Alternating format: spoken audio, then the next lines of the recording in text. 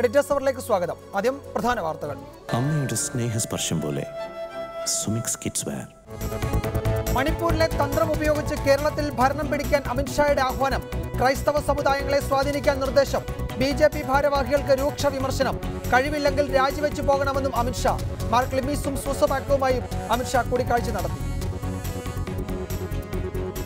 ജനപ്രതിനിധികളെ ക്ഷണിക്കാതെ നടത്താനിരുന്ന Kochi metro solar പദ്ധതിയുടെ ഉദ്ഘാടനം മാറ്റിവെച്ചു.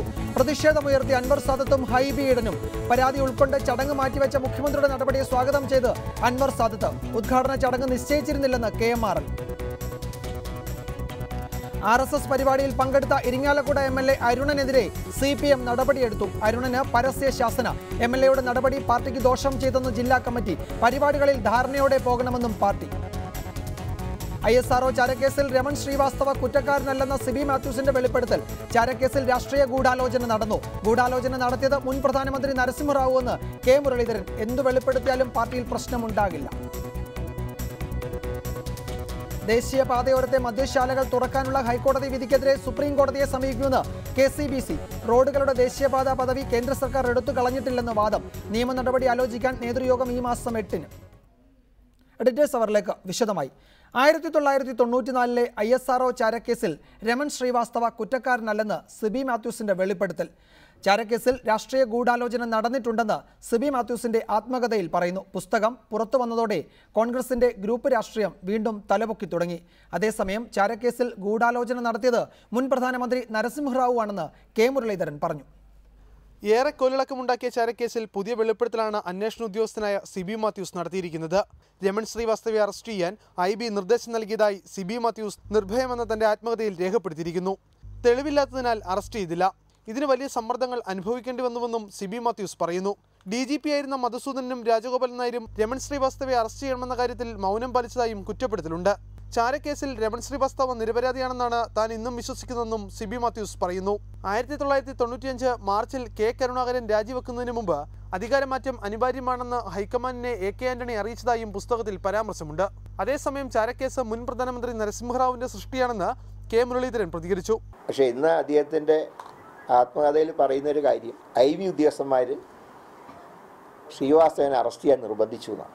അങ്ങനെ നിർബന്ധിച്ചിട്ടുണ്ടെങ്കിൽ അതിന്റെ പിന്നിലാരെങ്കിലും ഉണ്ടാവുമല്ലോ. അവിടെയാണ് നരസിംഹറാവിന്റെ റോളെന്ന് ഞാൻ പറഞ്ഞു. ചാരക്കേസിന് പിന്നിൽ രാഷ്ട്രീയ ഗൂഢാലോചന നടന്നുവെന്ന വ്യക്തമായ സൂചനയാണ് സിബി മാത്യൂസിന്റെ പുസ്തകം പറയുന്നത്. പുസ്തകം പുറത്തു വന്നതോടെ കോൺഗ്രസിലെ ഗ്രൂപ്പ് രാഷ്ട്രീയം വീണ്ടും തലപൊക്കി തുടങ്ങി. റിപ്പോർട്ടർ, തിരുവനന്തപുരം. ഈ വിഷയമാണ് എഡിറ്റേഴ്സ് അവർ ചർച്ച ചെയ്യുന്നത്. ചർച്ചയിൽ പങ്കെടുക്കുന്നത് മുതിർന്ന മാധ്യമപ്രവർത്തകൻ ശ്രീ ജേക്കബ് ജോർജ്, രാഷ്ട്രീയ നിരീക്ഷകൻ അഡ്വക്കേറ്റ് A ജയശങ്കർ, ഹൈക്കോടതി അഭിഭാഷകൻ അഡ്വക്കേറ്റ് ഉണ്ണികൃഷ്ണൻ. അദ്ദേഹമാണ് ശ്രീ നമ്പി നാരായണന്റെ അഭിഭാഷകനായി കോടതിയിൽ പ്രവർത്തിക്കുന്നത്. കൂടാതെ ശ്രീ സിബി മാത്യൂസിനെ ടെലിഫോൺ ലൈനിൽ പ്രതീക്ഷിക്കുന്നു. RB ശ്രീകുമാറും നമ്പി നാരായണനും കോൺഗ്രസ് നേതാവ് ജോസഫ് വാഴകനും ഈ ചർച്ചയിൽ പിന്നീട് പങ്കെടുക്കും. ആദ്യം ശ്രീ സിബി മാത്യൂസ്, താങ്കൾ ഈ പുസ്തകത്തിൽ പറയുന്നത് രമൺ ശ്രീവാസ്തവയുടെ അറസ്റ്റിന് താങ്കളുടെ മേൽ വലിയ സമ്മർദ്ദമുണ്ടായിരുന്നു എന്നാണ്. ഇതിൻ്റെ ആദ്യ ഭാഗം ഈ പുസ്തകത്തിൽ ഇതുവരെ പുറത്തു വന്നിട്ടില്ലെങ്കിലും ലഭ്യമായ വിവരങ്ങൾ പരിശോധിക്കുമ്പോൾ ഈ സമ്മർദ്ദം എന്ന് പറയുന്നത് ഒരുപക്ഷെ ഒരു രാഷ്ട്രീയ സമ്മർദ്ദമാകാനുള്ള സാധ്യതയുണ്ട്. താങ്കൾക്ക് പിന്നീട് അത് പരിശോധിച്ചപ്പോൾ താങ്കൾക്ക് അത് തോന്നിക്കാണുമെന്ന് ഞാൻ പ്രതീക്ഷിക്കുന്നു. അങ്ങനെ ഒരു രാഷ്ട്രീയ സമ്മർദ്ദമാണ് അതിന് കാരണമെങ്കിൽ അത് ശ്രീ K കരുണാകരനെ ലക്ഷ്യം വെച്ചുള്ള രാഷ്ട്രീയ നീക്കത്തിൻ്റെ ഭാഗമായിരുന്നുവോ? എന്താണ് ഈ സമ്മർദ്ദം, ഈ രമൺ ശ്രീവാസ്തവയെ അറസ്റ്റ് ചെയ്യണം എന്ന ചില കേന്ദ്രങ്ങൾ ശഠിച്ചതിൻ്റെ കാരണം എന്താണെന്ന് താങ്കൾ പിന്നീട് പരിശോധിച്ചിട്ടുണ്ടോ? ശ്രീ സിബി മാത്യൂസ് പറയാമോ? പറഞ്ഞു. ഞാൻ ഈ പുസ്തകം ഇതുവരെ പുറത്തു വന്നിട്ടില്ല. അപ്പോൾ ഈ ഇതിനെപ്പറ്റി വിമർശിക്കുന്ന ആളുകള് ദയവായിട്ട് ആ പുസ്തകം മുഴുവൻ വായിച്ചില്ലെങ്കിലും ചാരക്കേസ് എന്ന് പറയുന്നത് അതിനകത്തെ ഒരു ചെറിയൊരു അധ്യായം മാത്രമാണ്. ആ അധ്യായമെങ്കിലും ഒന്ന് വായിക്കണം. അതാണ് എനിക്ക് പറയാനുള്ളത്. കാരണം ഞാൻ രാഷ്ട്രീയ വിവാദത്തിനൊന്നുമല്ല പുസ്തകം എഴുതിയത്. ഞാൻ അന്വേഷണത്തിൽ ഏറ്റെടുത്ത് നടത്തിയ നിരവധി കേസുകളുടെ ആ ചരിത്രമാണ് ഈ പുസ്തകത്തിൽ എഴുതിയത്. അതിലെ ഒരു കേസ് മാത്രമാണ് ISRO ചാരക്കേസ്. പക്ഷേ മാധ്യമങ്ങൾക്ക് എല്ലാവർക്കും അതാണ് വേണ്ടത്. മറ്റു കേസുകളെ പറ്റിയൊന്നും അവർ താല്പര്യം എടുത്തില്ല. അതെന്തുമാകട്ടെ, ചാരക്കേസിനെ സംബന്ധിച്ച് രമൺ ശ്രീവാസ്തവ നിരപരാധിയാണെന്ന് ഞാൻ ഒരിടത്തും പറഞ്ഞിട്ടില്ല, പുസ്തകത്തിലും എഴുതിയിട്ടില്ല. അങ്ങനല്ല. ഈ കേസിലെ 6 പ്രതികളെ അറസ്റ്റ് ചെയ്തു. ആ അറസ്റ്റിന്റെ ഉത്തരവാദിത്വം IB ഉദ്യോഗസ്ഥർക്കല്ല. ക്രിമിനൽ നടപടി നിയമപ്രകാരം കേസ് അന്വേഷിക്കുന്ന കേരള പോലീസിലെ ഉദ്യോഗസ്ഥർക്കാണ് അതിന്റെ ഉത്തരവാദിത്വം. ആ ഉത്തരവാദിത്വം ശരിയായിട്ട് നിർവഹിച്ചിട്ടുണ്ട്. പ്രതികളുടെ പേരിൽ തെളിവുണ്ടെന്ന് ബോധ്യപ്പെട്ടിട്ടാണ് അറസ്റ്റ് ചെയ്തത്. രമൺ ശ്രീവാസ്തവ ഒരിക്കലും പ്രതിസ്ഥാനത്ത് വന്നിട്ടില്ല. അദ്ദേഹത്തെ സംബന്ധിച്ച് മാധ്യമങ്ങളിൽ, പത്രങ്ങളിലും മറ്റും ഒരുപാട് വാർത്തകളുണ്ടായിരുന്നു. IB ഉദ്യോഗസ്ഥന്മാര് അവർക്ക് കിട്ടിയ വിവരങ്ങൾ വെച്ചുകൊണ്ട് ഇദ്ദേഹത്തിനെ ഓഫീസിൽ റെയ്ഡ് ചെയ്യണം, വീട്ടിൽ പരിശോധിക്കണം, അദ്ദേഹത്തിന്റെ രേഖകൾ, യാത്രാരേഖകൾ ഉടനടി പിടിച്ചെടുക്കണം എന്നിങ്ങനെയൊക്കെയുള്ള നിർദ്ദേശങ്ങൾ തന്നു. അവർക്ക് ഇതിനകത്ത് ഉപദേശിക്കുക എന്നല്ലാതെ നിർബന്ധിക്കാനൊന്നും കഴിയില്ല. തീരുമാനങ്ങൾ എടുക്കേണ്ടത് അന്വേഷണ ഉദ്യോഗസ്ഥൻ എന്നുള്ള നിലയിലെ കേരള പോലീസിലെ ഉദ്യോഗസ്ഥന്മാരാണ്. ഇതേ സംബന്ധിച്ച് ഡയറക്ടർ ജനറൽ ഓഫ് പോലീസിന്റെ ചേംബറിൽ വെച്ച് 1-ലധികം തവണ ചർച്ചകൾ നടന്നിരുന്നു. അതേപ്പറ്റിയാണ് ഞാൻ പറഞ്ഞത്. സമ്മർദ്ദം എന്ന് പറഞ്ഞത് DGP-മാരായിരുന്ന ശ്രീ മധുസൂദനനും ശ്രീ രാജഗോപാലൻ നായരും ഇക്കാര്യത്തിൽ വ്യക്തമായ ഒരു തീരുമാനം ഒന്നും പറഞ്ഞില്ല. അപ്പോൾ പിന്നെ സമ്മർദ്ദം എനിക്കാണല്ലോ, ഞാനാണല്ലോ പിന്നെ അന്വേഷണത്തിന് ചുമതലയുള്ള ഉദ്യോഗസ്ഥൻ. ആ രീതിയിലാണ് സമ്മർദ്ദം എന്ന് പറഞ്ഞത്. അപ്പോൾ ഇതിനെ സംബന്ധിച്ച് കേരള പോലീസിന്റെയും നിഗമനവും IB-യുടെ നിഗമനങ്ങളും തമ്മിൽ ഒത്തുപോകാതെ വന്നപ്പോൾ, അല്ലെങ്കിൽ രണ്ടും തമ്മിൽ ഭിന്നത വന്നപ്പോഴാണ് എങ്കിൽ ഇത് കേന്ദ്ര ഗവൺമെന്റിന്റെ ഏജൻസിയായ CBI അന്വേഷിക്കട്ടെ എന്ന് ഒരു നിർദ്ദേശം വരികയും ഞാൻ അങ്ങനെ എഴുതി കൊടുക്കുകയും ചെയ്തത്. ഇതിനപ്പുറം രാഷ്ട്രീയമായിട്ടുള്ള ഗൂഢാലോചന ആര് നടത്തി, എങ്ങനെ നടത്തി, അതൊന്നും എനിക്കറിഞ്ഞൂടാ. അതിനെപ്പറ്റിയൊക്കെ പുസ്തകത്തിൽ 1-2 വാചകങ്ങൾ പറഞ്ഞിട്ടുണ്ട്. അതൊക്കെ പത്രവാർത്തകളുടെ അടിസ്ഥാനത്തിൽ ഒന്ന് പരാമർശിച്ചു പോയി. മറ്റൊരു പ്രാധാന്യമൊന്നും അതിനില്ല. ഞാൻ ഒരു കാര്യം ചോദിച്ചുകൊള്ളട്ടെ ശ്രീ CB മാത്യൂസ്, താങ്കളുടെ പുസ്തകത്തിൽ പറയുന്ന ഒരു കാര്യം, രമൺ ശ്രീവാസ്തവയുടെ കാര്യം വന്നപ്പോൾ ഞാൻ എതിർത്തുകൊണ്ടിരുന്നു. വ്യക്തമായ തെളിവില്ലാതെ അദ്ദേഹത്തെ ചോദ്യം ചെയ്യാനാവില്ല, അദ്ദേഹത്തിൻ്റെ വീടും ഓഫീസും പരിശോധിക്കാനും പറ്റില്ല. ഇതിൽ ഞാൻ ഉറച്ചു നിന്നു. രാജ്യസുരക്ഷയാണ് മുഖ്യം, വ്യക്തിപരമായ കാര്യങ്ങൾ അതിനൊന്നും വിലങ്ങുതടിയാവാൻ പാടില്ല. IB ഉദ്യോഗസ്ഥനായ ദിലീപ് ത്രിപാഠി ശബ്ദമുയർത്തിക്കൊണ്ട് പറഞ്ഞു. അപ്പോഴും ഞാൻ എൻ്റെ നിലപാടിൽ ഉറച്ചു നിന്നു. ഒരു ഘട്ടത്തിൽ മാത്യു ജോൺ ദേഷ്യപ്പെട്ട് എഴുന്നേറ്റ് കസേര തള്ളിമാറ്റി അയാളുടെ ശൗര്യം മുഴുവൻ പുറത്തെടുത്ത് പറഞ്ഞു, തെളിവെന്നും പറഞ്ഞ് കാര്യങ്ങൾ നീട്ടിക്കൊണ്ട് പോവുകയല്ല വേണ്ടത്. എൻ്റെ നേരെ തിരിഞ്ഞ് നിങ്ങൾ ഇത്തരത്തിൽ തടസ്സം നിൽക്കുകയാണെന്ന് ഞാൻ കരുതിയില്ല. കൊലക്കേസ് പോലെ ചാരവൃത്തി കേസിൽ ദൃക്സാക്ഷിയൊന്നും ഉണ്ടാവില്ല. ഒടുവിൽ തെളിവില്ലെന്ന് കണ്ടാൽ 24 മണിക്കൂറിനുള്ളിൽ ദേശീയ സുരക്ഷാ നിയമപ്രകാരം അറസ്റ്റ് വാറണ്ട് വാങ്ങി ജയിലിലടക്കും ഞങ്ങൾ, മനസ്സിലായോ എന്ന് താങ്കളോട് മാത്യു ജോണും ഈ ത്രിപാഠിയും ചോദിക്കേണ്ടി വരുന്ന സാഹചര്യം, ഇദ്ദേഹത്തിനെതിരെ, ശ്രീവാസ്തവയ്ക്കെതിരെ തെളിവുകളില്ല എന്ന് താങ്കൾക്ക് വ്യക്തമായ ഘട്ടത്തിലായിരിക്കുമല്ലോ. അതല്ല, ഞാൻ പറഞ്ഞല്ലോ, അദ്ദേഹം ഈ പറയുന്ന കാലയളവിൽ അദ്ദേഹം ദക്ഷിണ മേഖലയുടെ IG ആയിരുന്നു. അങ്ങനെ ഉന്നത സ്ഥാനത്തിരിക്കുന്ന ഒരാളിന്റെ വീട്ടിൽ ചെന്ന് റെയ്ഡ് ചെയ്യാന്ന് പറഞ്ഞാൽ അതിന്റെ ഉത്തരവാദിത്വം മുഴുവൻ ഞാനാണ് എടുക്കേണ്ടത്. ഈ ഉപദേശിക്കുന്ന IB ഉദ്യോഗസ്ഥന്മാർക്കൊന്നും നിയമത്തിന്റെ മുമ്പിൽ, കോടതിയുടെ മുമ്പിൽ ഒന്നും ഒരു ബാധ്യതയില്ല. അപ്പൊ അതിന്റെ ഉത്തരവാദിത്വം ഞാൻ എടുക്കണം. അതിന് എന്ത് അടിസ്ഥാനത്തിലാണ് അദ്ദേഹത്തിന്റെ വീട്ടിൽ പോയത്, റെയ്ഡ് ചെയ്തത്, അല്ലെങ്കിൽ പരിശോധിച്ചത്, അല്ലെങ്കിൽ ഓഫീസിൽ പോയത്, ഇതിന്റെയൊക്കെ സമാധാനം ഞാനല്ലേ പറയേണ്ടത്. അപ്പൊ ഞാൻ പറഞ്ഞു, എന്നെ ബോധ്യപ്പെടുത്തണം, എന്താണ് അദ്ദേഹത്തിനെതിരായിട്ടുള്ള വ്യക്തമായ തെളിവുകളെന്ന് ബോധ്യപ്പെടുത്തണം. അതിനവർ തയ്യാറില്ല, അല്ലെങ്കിൽ അവർക്ക് കഴിഞ്ഞില്ല. എന്തായാലും ആ സാഹചര്യത്തിലാണ് ഞാൻ അതിനെ എതിർത്തു എന്ന് പറഞ്ഞത്. ശ്രീ CB മാത്യൂസ്, ഇവിടെ ഒരു പക്ഷേ താങ്കൾ പറഞ്ഞതുപോലെ മാധ്യമങ്ങൾക്ക് ഇതിലുള്ള താല്പര്യവും ഒക്കെ താങ്കൾക്കും അറിവുള്ളതാണ്. ഇതിൽ രമൺ ശ്രീവാസ്തവ എന്ന ആ ഉന്നത ഉദ്യോഗസ്ഥനെയാണ് കെ കരുണാകരനുമായി ഈ കേസിനെ ബന്ധിപ്പിക്കുന്ന ഏക കണ്ണി. അദ്ദേഹത്തെ, ശ്രീവാസ്തവയെ ഈ കേസിൽ എങ്ങനെ ഉൾപ്പെടുത്താൻ കഴിയുന്നുവോ അങ്ങനെ കെ കരുണാകരനും ഈ കേസിൻ്റെ ഭാഗമാവുകയായിരുന്നു. അദ്ദേഹത്തിന് മുഖ്യമന്ത്രി പദവി നഷ്ടമായതിനും ഈ കേസിൽ രമൺ ശ്രീവാസ്തവയെ സംരക്ഷിക്കുന്നു എന്ന ആക്ഷേപത്തിൻ്റെ പേരിലായിരുന്നു. കോടതി ശ്രീവാസ്തവയ്ക്കെതിരെ നടത്തിയ നിരീക്ഷണങ്ങളുമൊക്കെ താങ്കൾക്ക് നന്നായി അറിവുള്ളതുമാണ്. അതുകൊണ്ടാണ് ഈ വിഷയത്തിൽ താങ്കൾ എന്തെങ്കിലും ഒന്ന് പറയുമ്പോൾ അത് പ്രസക്തമാവുകയും ചെയ്യുന്നത്. ഇതിൽ രമൺ ശ്രീവാസ്തവയെ ഈ കേസിൽ ഉൾപ്പെടുത്തണമെന്ന നിർബന്ധ ബുദ്ധി ചില ഉദ്യോഗസ്ഥർക്കെങ്കിലും ഉണ്ടായിരുന്നുവെന്ന് താങ്കൾ ഇതുവരെ പുറത്തു വന്ന താങ്കളുടെ ആ പുസ്തകത്തിലെ വിവരങ്ങളിൽ നിന്നും മനസ്സിലാക്കാൻ കഴിയുന്നുണ്ട്. അതുകൊണ്ടാണ് ആ ചോദ്യം ആവർത്തിക്കുന്നത്. അത് ഒരു ഗൂഢാലോചനയായിരുന്നു. അതെനിക്ക് പറയാനൊക്കില്ല. IB ഉദ്യോഗസ്ഥന്മാരുടെ ആ സേവനം അല്ലെങ്കിൽ അവരുടെ സഹായം ഈ കേസിന്റെ ആദ്യം മുതലേ ഉണ്ട്, ഫസ്റ്റ് ഡേ മുതലേ ഉണ്ട്. അപ്പോൾ ഈ ശ്രീവാസ്തവയുടെ കാര്യം വരുമ്പോൾ മാത്രം അവർ രാഷ്ട്രീയമായ താല്പര്യം ഉണ്ടായിരുന്നു അല്ലെങ്കിൽ ഗൂഢാലോചനയാണെന്നൊന്നും എനിക്ക് പറയാൻ കഴിയില്ല. എന്നോട് അവർ നിർദ്ദേശങ്ങൾ പറഞ്ഞു. ഞാൻ പറഞ്ഞു എനിക്ക് ബോധ്യപ്പെടുത്തണം, അദ്ദേഹത്തിനെ പോലെ ഒരു ഉന്നത ഉദ്യോഗസ്ഥനെ കേസിൽ ഉൾപ്പെടുത്താനോ അല്ലെങ്കിൽ വീട്ടിൽ ചെന്ന് റെയ്ഡ് ചെയ്യാനോ ഞാൻ അതിന്റെ ഉത്തരവാദിത്വം എടുക്കുമ്പോൾ അതിനുള്ള കാരണ സഹിതം എന്നെ ബോധ്യപ്പെടുത്തണം. അതിനവർ തയ്യാറായില്ല. അതുകൊണ്ടാണ് ഈ ഭിന്നതയെന്ന് ഞാൻ പറഞ്ഞത്, അല്ലാതെ വ്യക്തിപരമായിട്ടുള്ള ഭിന്നതയല്ല. രണ്ട് അഭിപ്രായങ്ങൾ വന്നപ്പോൾ ശരി എങ്കിൽ അത് കേന്ദ്ര ഗവൺമെന്റിന്റെ ഏജൻസി അന്വേഷിക്കട്ടെ. മറ്റു ചില കാര്യങ്ങളും ഉണ്ടായിരുന്നു. കേരളത്തിന് പുറത്ത് തമിഴ്നാടും അല്ലെങ്കിൽ കർണാടകയും അങ്ങനെയുള്ള മറ്റ് സംസ്ഥാനങ്ങളുമായിട്ട് ബന്ധപ്പെട്ട അന്വേഷണങ്ങളൊക്കെ വേണ്ടിയിരുന്നു.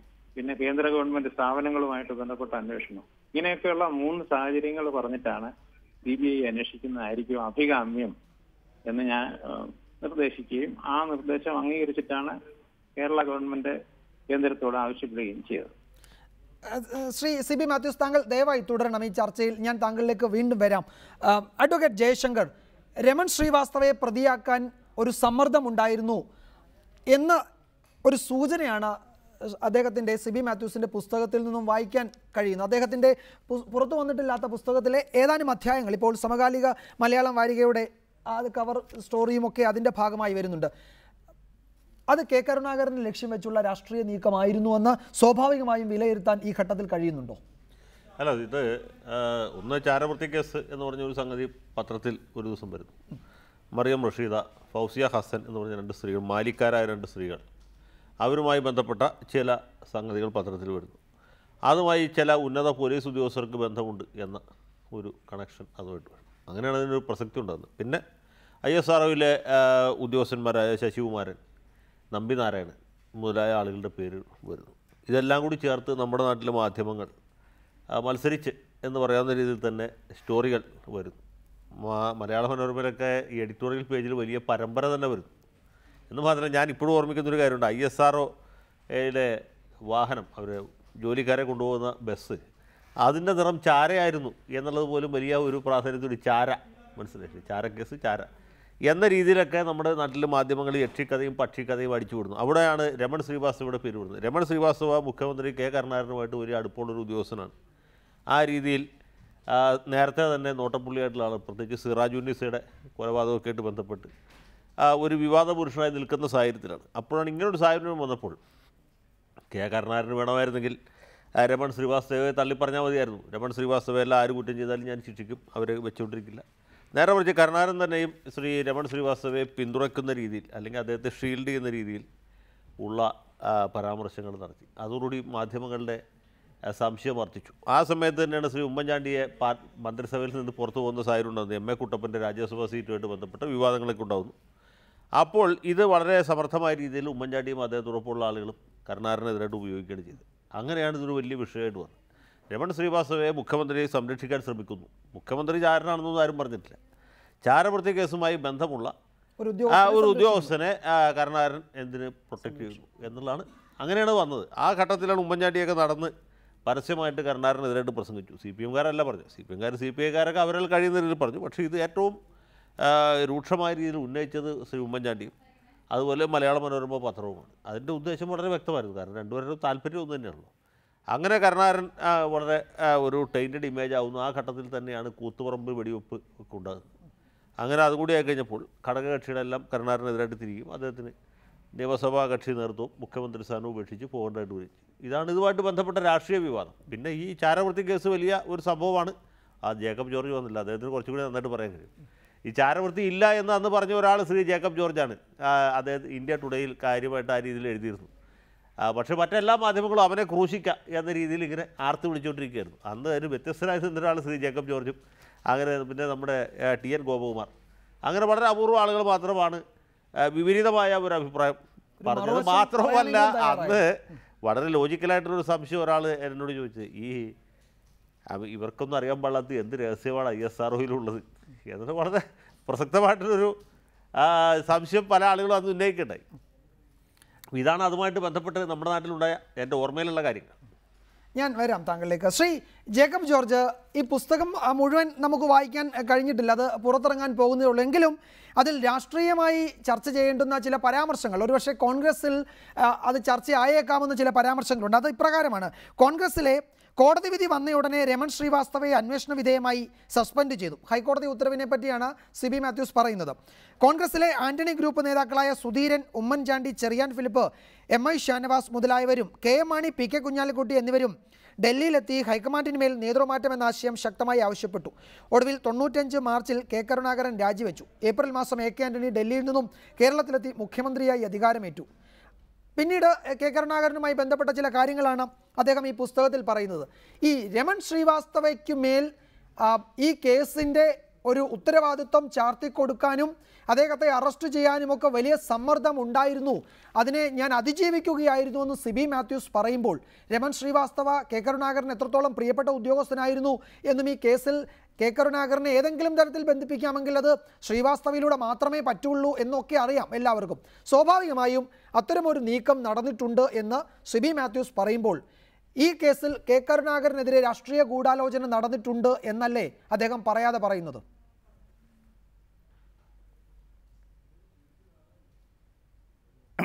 അല്ല, രാഷ്ട്രീയ ഗൂഢാലോചന ഇവിടെയല്ല.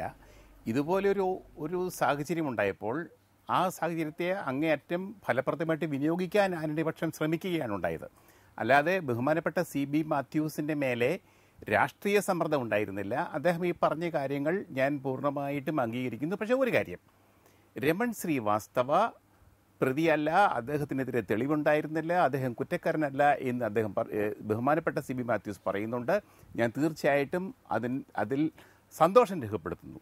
പക്ഷേ അദ്ദേഹം മറ്റ് പ്രതികളായിരുന്നു, അവർ കുറ്റം ചെയ്തു എന്ന് തന്നെയാണ് ഇവിടെ സൂചിപ്പിക്കുന്നത്. ഞാൻ അതിനെ എതിർക്കുന്നു. ബഹുമാനപ്പെട്ട IBയിലെ DGP ആയിരുന്ന ശ്രീകുമാർ ഇപ്പോൾ CB മാത്യൂസ് പറഞ്ഞതുമാതിരി DGPയുടെ അടുത്ത് സമ്മർദ്ദം ചെലുത്തി. അന്നത്തെ TV മധുസൂദനൻ, രാജഗോപാലൻ നായർ, CB മാത്യൂസ് ഇവരിയ്ക്കുന്ന മുറിയിൽ വന്നിരുന്ന് കടുത്ത ശക്തമായി സമ്മർദ്ദം ചെലുത്തിയെന്ന് പറയുന്നുണ്ട്. ഇതേ സമ്മർദ്ദം ക്ലിഫ് ഹൗസിൽ മുഖ്യമന്ത്രിയായിരുന്ന K കരുണാകരൻ്റെ അടുത്ത് പോയിരുന്ന് മാത്യു ജോണും ശ്രീകുമാറും, അവർ ഉയർന്ന ഉദ്യോഗസ്ഥരാണ് IBയുടെ, കരുണാകരനോട് പറയുന്നുണ്ട് രമൺ ശ്രീവാസ്തവയെ സസ്പെൻഡ് ചെയ്യണം, അറസ്റ്റ് ചെയ്യണം എന്ന് പറയുന്നുണ്ട്. ഇതുപോലെ ഒരു ചർച്ചയിൽ, വേറൊരു ചാനൽ ചർച്ചയിൽ ശ്രീകുമാറോട് ഞാൻ ചോദിച്ചു, ബഹുമാനപ്പെട്ട ശ്രീകുമാർ, രമൺ ശ്രീവാസ്തവ എന്ന IGയെ സസ്പെൻഡ് ചെയ്യണം എന്ന് നിങ്ങൾ കരുണാകരനോട് ആവശ്യപ്പെടുമ്പോൾ രമൺ ശ്രീവാസ്തവയ്ക്കെതിരെ എന്ത് തെളിവാണ് നിങ്ങൾക്കുണ്ടായിരുന്നതെന്ന് ഞാൻ ശ്രീകുമാറിനോട് ചോദിച്ചു. അദ്ദേഹം പറഞ്ഞു തെളിവൊന്നും ഉണ്ടായിരുന്നില്ല എന്ന് പരസ്യമായി ജനങ്ങളോട് ടെലിവിഷൻ ചാനലിൽ പറഞ്ഞു ശ്രീകുമാർ. അത് തന്നെയാണ് ഇപ്പോൾ CB മാത്യൂസും പറയുന്നത്. CB മാത്യൂസിൻ്റെ മുമ്പിൽ തെളിവൊന്നും ഉണ്ടായിരുന്നില്ല, IBയുടെ മുമ്പിലും തെളിവുണ്ടായിരുന്നില്ല. IBയുടെ മുമ്പിൽ രമൺ ശ്രീവാസ്തവയ്ക്കെതിരെ എന്ന് മാത്രമല്ല നമ്പിനാരായണനെതിരെയും തെളിവുണ്ടായിരുന്നില്ല. എല്ലാം കള്ളത്തെളിവുകളായിരുന്നു. ഇതെല്ലാം കെട്ടിച്ചമച്ച കള്ളക്കഥയായിരുന്നു. അത് തുടങ്ങിയത് കേരള പോലീസിലാണ്, ഏറ്റെടുത്തത് IBയാണ്. അതിന് നേതൃത്വം കൊടുത്തത് IBയിലെ മാത്യു ജോണും ശ്രീകുമാറുമാണ്. ഒരു കള്ളക്കേസ് മറിയം റഷീദ CBI കൊടുത്ത് പറയുന്നുണ്ട്. രമൺ ശ്രീവാസ്തവയുടെ ഫോട്ടോകൾ കാണിച്ചു, യൂണിഫോം ഇട്ടതും മഫ്തിയിലുമുള്ള ഫോട്ടോ കാണിച്ചു. ഇതാണ് രമൺ ശ്രീവാസ്തവ, ഞങ്ങൾ ബാംഗ്ലൂരിൽ കണ്ടത് ഈ ആളിനെയാണ് കണ്ടത് എന്ന് പറയണം. അടിച്ചു, മുട്ട് തല്ലി ഒടിച്ചു, മുട്ട് അടിച്ചു.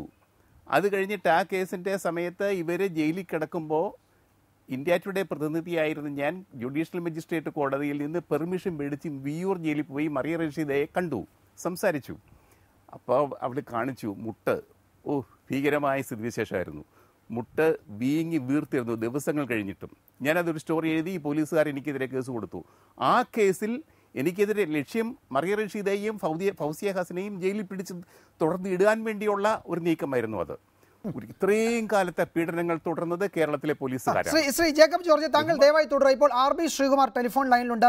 മുൻ ഗുജറാത്ത് DGP, അദ്ദേഹം ഈ കേസിൽ അന്വേഷണ ചുമതലയുണ്ടായിരുന്ന IB ഉദ്യോഗസ്ഥൻ കൂടിയായിരുന്നു. ശ്രീ RB ശ്രീകുമാർ, ഇപ്പോൾ CB മാത്യൂസ് അദ്ദേഹത്തിൻ്റെ പുസ്തകത്തിൽ പറയുന്നത് രമൺ ശ്രീവാസ്തവയ്ക്കെതിരെ തെളിവുണ്ടായിരുന്നില്ല, പക്ഷേ അദ്ദേഹത്തെ അറസ്റ്റ് ചെയ്യണമെന്ന വലിയ സമ്മർദ്ദം താങ്കൾ ഉൾപ്പെടുന്ന ഉദ്യോഗസ്ഥരുടെ ഭാഗത്തുനിന്നും ഉണ്ടായിരുന്നു. താങ്കളുടെ പേര് ആ പുസ്തകത്തിൽ പരാമർശിക്കുകയും ചെയ്യുന്നുണ്ടായിരുന്നു.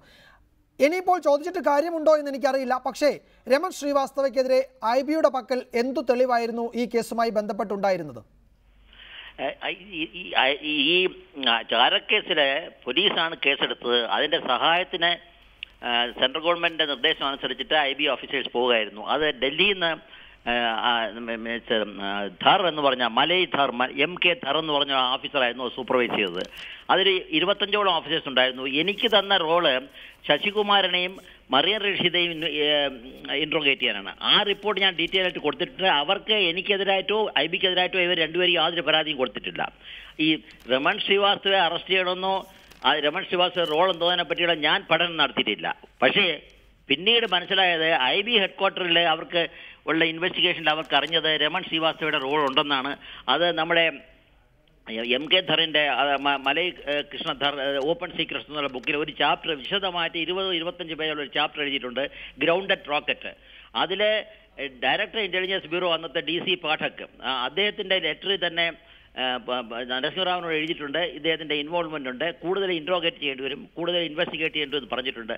ആ പശ്ചാത്തലത്തിൽ അവരെ CB മാത്യുവിനോട് പറഞ്ഞിരിക്കുക. പക്ഷേ CB മാത്യുവിനോട് ഞാനോ എൻ്റെ പ്രസൻസിൽ മാത്യു ജോൺ സാറോ പറഞ്ഞിട്ടില്ല. ഇത് പച്ചക്കള്ളമാണ്.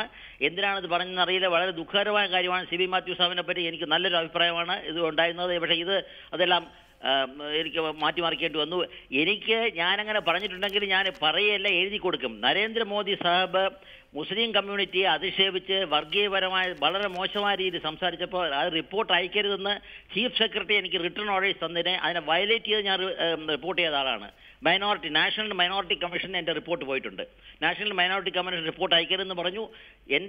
എൻ്റെ ചീഫ് മിനിസ്റ്റർ അദ്ദേഹത്തിൻ്റെ മൂക്കിന് കീഴെ ഉറക്കിയപ്പോൾ റിപ്പോർട്ട് ചെയ്ത എനിക്ക് രമൺ ശ്രീവാസ്തവയെ അറസ്റ്റ് ചെയ്യാൻ പറഞ്ഞിട്ടുണ്ടെന്നെങ്കിൽ ഞാൻ ശക്തമായിട്ട് പറയണത് എനിക്ക് നരേന്ദ്രമോദിയെ കൂടെ ഇപ്പോഴും എതിർത്ത് ഒരു നിലപാടെടുക്കുന്ന എനിക്ക് രമൺ ശ്രീവാസ്തവയെ പേടിക്കേണ്ട ആവശ്യമില്ലല്ലോ. അങ്ങനെ ഞങ്ങൾ പറഞ്ഞിട്ടില്ല. ഹെഡ്ക്വാർട്ടറിൽ നിന്ന് പറയാനുള്ള ചാൻസ് ഉണ്ട്. രമൺ ശ്രീവാസ്തവയ്ക്കെതിരായിട്ട് ഞാൻ പഠിച്ച അവിടുത്തെ പേപ്പേഴ്സ് അനുസരിച്ച് സ്ട്രോങ് ആയ എവിഡൻസ് ഉണ്ടായിരുന്നു. നരസിംഹറാവുവിൻ്റെ മകൻ പ്രഭാകർ റാവു ഇതിൽ ഇൻവോൾവ് ആണ്. ആ വിവരം പുറത്തു വന്നത് അന്ന് തൊട്ടാണ്. CBI-യുടെ ഡയറക്ടറായിരുന്ന അന്നത്തെ വിജയരാമ റാവു ഇത് എബോട്ടേൺ അടിച്ചത്. ശ്രീ RB ശ്രീകുമാർ, IB-യിലെ ഉത്തരേന്ത്യക്കരയ ഉദ്യോഗസ്ഥരും മലയാളികളായ മാത്യു ജോണും RB ശ്രീകുമാറും അറസ്റ്റിന് കടുംപിടുത്തം പിടിച്ചു. എന്തിനായിരുന്നു IB-യുടെ ഈ നിർബന്ധമെന്ന് എനിക്കറിയില്ല എന്ന് CB മാത്യൂസ് ഈ പുസ്തകത്തിൽ ചോദിക്കുന്നു. അതിൽ മാത്യു ജോണിൻ്റെ പേരിനൊപ്പം താങ്കളുടെ പേരും RB ശ്രീകുമാർ താങ്കളുടെ പേരും CB മാത്യൂസ് പറയുന്നുണ്ട്. എന്തിനായിരുന്നു ഈ നിർബന്ധം? ഇല്ല, അത് വളരെ രസകരമായ കാര്യമാണ്. ഇത് വളരെ അനൈതികവും അധാർമികവുമായിട്ടുള്ള നിലപാടാണ് മിസ്റ്റർ മാത്യു CB മാത്യു എടുത്തിരിക്കുന്നത്. ആ സമയത്ത് എന്തുകൊണ്ട് മിസ്റ്റർ രാജഗോപാലൻ നായർക്ക് മിസ്റ്റർ മസൂദനുമായിരുന്നു DGP, അവർക്ക് കൊടുത്ത ഒരു റിപ്പോർട്ടിൽ ഈ കാര്യം പറഞ്ഞിട്ടില്ല. IB ഈ വിധത്തിലുള്ള എവിഡൻസ് കൊണ്ടുവന്നിട്ടുണ്ടെന്നോ IB-യുടെ ഓഫീസേഴ്സ് സമ്മർദ്ദം ചെലുത്തിയെന്നോ പറഞ്ഞിട്ടില്ല. അദ്ദേഹം അവസാനം CBI ടേക്കപ്പ് ചെയ്തതിനു ശേഷം ഒരു ഡീറ്റെയിൽ റിപ്പോർട്ട് അയച്ചിട്ടുണ്ട്, 3 പേജുള്ള റിപ്പോർട്ട്. അത് രാജൻ ചെറുകാട് ഇതിനെപ്പറ്റി വിശദമായ പഠനം നടത്തി ഒരു നല്ലൊരു പുസ്തകം എഴുതിയിട്ടുണ്ട്, ആട്ടിമറിക്കപ്പെട്ട ചാരക്കേസ്. അത് വെർബാറ്റമായി ചേർത്തിട്ടുണ്ട്. ഞാൻ ഫസ്റ്റ് അത് വായിച്ചത് തന്നെ രാജൻ ചെറുകാടിൻ്റെ പുസ്തകത്തിൽ കൂടെയാണ്, അല്ലാതെ എനിക്കറിയില്ലായിരുന്നു. അതിൽ പറഞ്ഞിട്ടുണ്ട് രമൺ ശ്രീവാസ്തവയുടെ റോളുണ്ട്, കൂടുതൽ ഇൻവെസ്റ്റിഗേറ്റ് ചെയ്യണമെന്ന് പറഞ്ഞിട്ടുണ്ട്. ആ പറഞ്ഞ CB മാത്യൂസ് ഇങ്ങനെ മാറ്റി പറയേണ്ട എന്ത് കാര്യമൊന്നും അറിയില്ല. ഈ മറികണ്ഠം ചാടിയത് അത്ഭുതമായിരിക്കുന്നു. അതിനെന്തോ വളരെ ഉദ്ദേശങ്ങൾ കാണുമായിരിക്കും. ഇപ്പം ശക്തമായ നിലവിലാണ് നമ്മുടെ ശ്രീവാസ്തവയെ പറ്റിയ രസകരമായ കാര്യം, അദ്ദേഹത്തിന് അതികൗശലമല്ല, അതിസമർത്ഥന ഓഫീസറാണ്. കരുണാകരൻ സാറ് തൊട്ട് പിണറായി വിജയൻ സാർ വരെയുള്ള ചില ചീഫ് മിനിസ്റ്റേഴ്സിൻ്റെയും കണ്ണിലുണ്ണിയായിട്ട് വർക്ക് ചെയ്യാൻ സാധിച്ചു. അത് വലിയൊരു കഴിവാണ്. അത് ഞാൻ അംഗീകരിക്കുന്നു. അപ്പോൾ അങ്ങനെ ഒരു ആളിൻ്റെ സ്നേഹം പഠിച്ചു പറ്റാണോ പറഞ്ഞെന്നൊരു സംശയമുണ്ട്. എന്തുകൊണ്ട് ഇത് അദ്ദേഹം കേസ് ഡയറിയിൽ എഴുതിയില്ല? IB പല എവിഡൻസും കൊണ്ടുവന്നിട്ടുണ്ട്. അത് നമുക്ക് സ്വീകരിക്കാനൊക്കെയില്ലെന്നും കേസ് ഡയറി എഴുതേണ്ടത് CRPC-യുടെ പ്രൊവിഷൻസ്. ശ്രീ CB മാത്യൂസ്, താങ്കൾ ടെലിഫോൺ ലൈനിൽ ഉണ്ടെന്ന് ഞാൻ കരുതുന്നു. ശ്രീ RB ശ്രീകുമാറാണ് അല്പസമയം മുമ്പ് നമ്മളോട് സംസാരിച്ചത്. ഈ രമൺ ശ്രീവാസ്തവയുടെ പുതിയ അധികാര അല്ലെങ്കിൽ പുതിയ സ്ഥാനലബ്ധിയുമൊക്കെയായി ബന്ധപ്പെട്ടാണോ ഇത്തരമൊരു പരാമർശം താങ്കളുടെ പുതിയ പുസ്തകത്തിൽ ഉണ്ടായത് എന്നാണ് ശ്രീ RB ശ്രീകുമാർ സംശയിക്കുന്നത്? അല്ല, അദ്ദേഹം സംശയിച്ചോട്ടെ.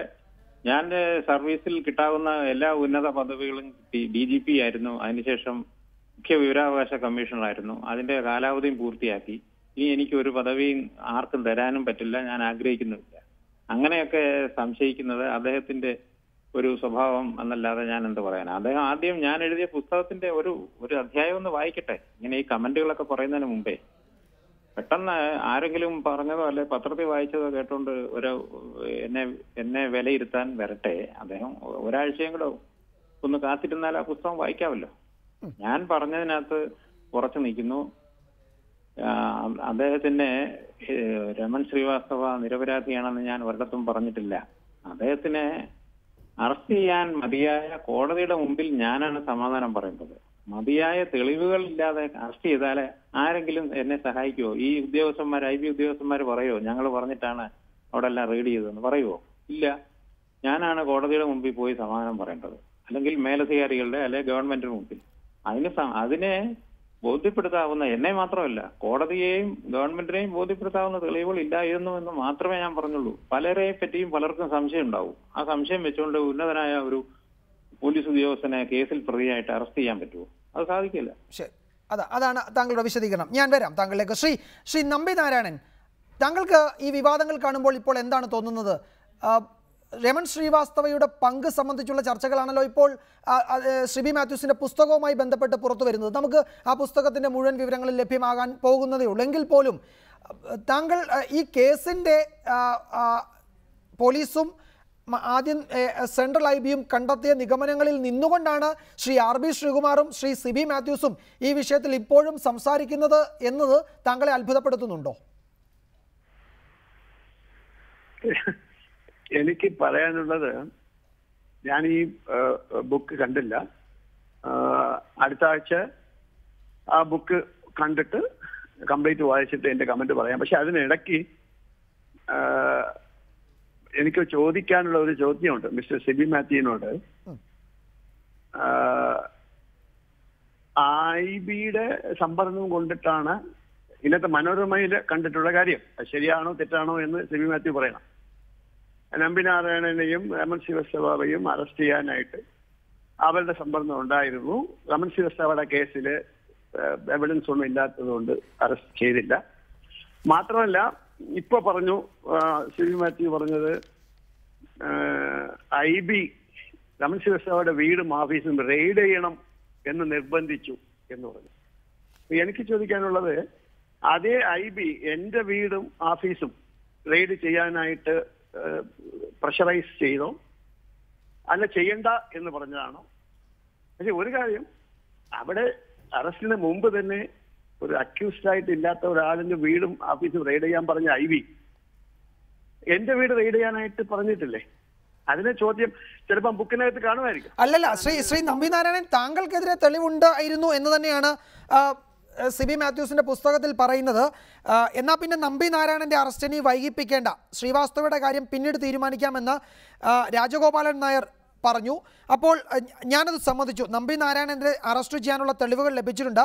ബാംഗ്ലൂരിൽ നിന്നും അറസ്റ്റ് ചെയ്ത ചന്ദ്രശേഖരൻ്റെ മൊഴി, പിന്നീട് നമ്പി നാരായണനെയും ഫൗസിയ ഹസനെയും ഹോട്ടൽ മുറിയിൽ വെച്ച് കണ്ടുവന്ന അവർ ബിസിനസ് ഡീൽ സംസാരിച്ചുവെന്നുമുള്ള ഫൗസിയുടെ മൊഴി, അതൊക്കെ താങ്കൾക്കെതിരെ ഉണ്ടായിരുന്നു എന്നാണ് പറയുന്നത്. ശ്രീവാസ്തവയുടെ കാര്യത്തിൽ മാത്രമേ ഈ ഭിന്നാഭിപ്രായം പറയുന്നുള്ളൂ. അല്ല, അതല്ല എന്റെ ചോദ്യം. എന്റെ ചോദ്യം എന്താന്ന് വെച്ചാല്, അക്യൂസ്ഡ് ആയിട്ട് പോലീസ് കസ്റ്റഡിയിൽ ഇരിക്കുന്ന 2 പേരുടെ മൊഴിയാണോ എനിക്ക് അഗൻസ്റ്റ് ആയിട്ടുള്ള എവിഡൻസസ് അല്ലേ? അതെ. ഒരു പോലീസ് ഉദ്യോഗസ്ഥന് അറിയാം ഇതിനെ കുറിച്ച് എന്താണ് അതിന്റെ വിലയുള്ളത്, അതിന് എന്തുമാത്രം. എന്റെ ചോദ്യം അതല്ല. എന്റെ ചോദ്യം, എന്റെ വീടും ഓഫീസും ഇത്ര വലിയ കുറ്റക്കാരനായ പറഞ്ഞിട്ടുള്ള എന്നടുത്ത് ഇവരെന്തിനാ, മിസ്റ്റർ സിബി മാത്യു എന്തിനാ റെയ്ഡ് ചെയ്തില്ല? ഞാൻ പറയട്ടെ, റെയ്ഡ് ചെയ്തില്ല എന്നുള്ള കാര്യം പുള്ളി പറയണം. എന്തുകൊണ്ടാണ് റെയ്ഡ് ചെയ്തില്ല എന്നുള്ള കാര്യം പറയണ്ടേ? അതാണ് എന്റെ ചോദ്യം. ശ്രീ സിബി മാത്യൂസ്, താങ്കൾ ടെലിഫോൺ ലൈനിലുണ്ടോ? കേൾക്കാമോ ശ്രീ നമ്പി നാരായണൻ പറയുന്ന കാര്യങ്ങൾ? എനിക്ക് കേസിന്റെ ഓരോ പ്രതികൾക്കെതിരെ എടുത്ത നടപടികൾ എന്തായിരുന്നു, തെളിവ് എന്തായിരുന്നു എന്നുള്ളത് ആരെയും ബോധ്യപ്പെടുത്തേണ്ട കാര്യമില്ല. ഞാൻ കോടതിയെ ബോധ്യപ്പെടുത്തിയിട്ടുണ്ട്. അത് ഇപ്പം കോടതിയിൽ ഇരിക്കുകയാണല്ലോ, അവിടെ ഞാൻ പറയാനുള്ള കാര്യങ്ങൾ പറഞ്ഞോളാം. എനിക്ക് വേറെ ആരെയും ബോധ്യപ്പെടുത്തേണ്ട ആവശ്യമില്ല. തന്നെയുമല്ല, ഇനിയിപ്പോൾ അത്തരം വിഷയങ്ങൾ അധികം പരിശോധിച്ചിട്ട് വലിയ കാര്യമുണ്ടെന്ന് തോന്നുന്നില്ല. ആ കേസിൻ്റെ വിശദാംശം ഒരു പക്ഷേ സുപ്രീം കോടതിയിൽ ഇനിയും അതിൻ്റെ തുടർ നടപടികൾ നടക്കാനുണ്ട്. ഞാൻ വരാം എല്ലാവരിലേക്കും. ശ്രീ അഡ്വക്കേറ്റ് ഉണ്ണികൃഷ്ണൻ, താങ്കൾ നമ്പി നാരായണൻ്റെ കേസ് ഹൈക്കോടതിയിലും ഇപ്പോൾ സുപ്രീം കോടതിയിലും നടത്തുന്നുണ്ടല്ലോ. ഈ പുസ്തകത്തിലെ വിവരങ്ങൾ ഈ കേസിൻ്റെ കോടതി നടപടികളുമായി ഏതെങ്കിലും തലത്തിൽ ബന്ധപ്പെട്ടിട്ടുണ്ടോ?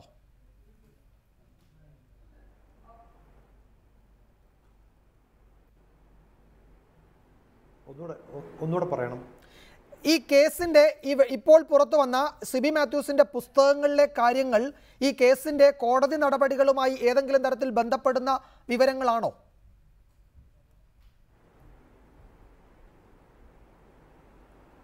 അതിന് ഈ പറഞ്ഞ കാര്യങ്ങൾ യഥാർത്ഥത്തിൽ CBI 1996 ഒരു 1.5 കൊല്ലത്തെ ഇൻവെസ്റ്റിഗേഷന് ശേഷം അവരൊരു ഫൈനൽ റിപ്പോർട്ട് ഫയൽ ചെയ്തു, ക്ലോഷർ റിപ്പോർട്ട്.